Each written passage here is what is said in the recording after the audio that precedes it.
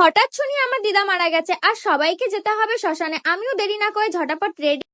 আশা করি এই ভিডিওটা তোমরা অলমোস্ট সবাই দেখেছো, কিন্তু ভিডিওটা দেখার পর মানে না না কিছু বলে থাকতে পারলাম না। ভিডিওটা তো খুবই ভাইরাল হয়েছে, তোমরা জানো সবাই।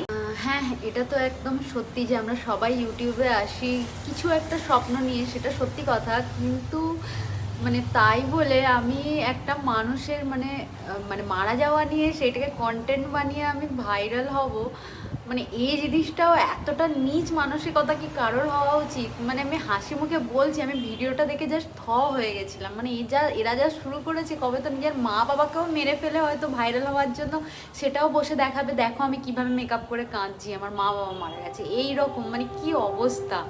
তো তোমাদের কি মতামত জানিও। আমি তো দেখে জাস্ট কি বলবো, হাঁ হয়ে গেছিলাম, কি ভিডিও দেখলাম। তোমরা যদি দেখে থাকো তো জানিও কি মনে হয় তোমাদের এটা নিয়ে।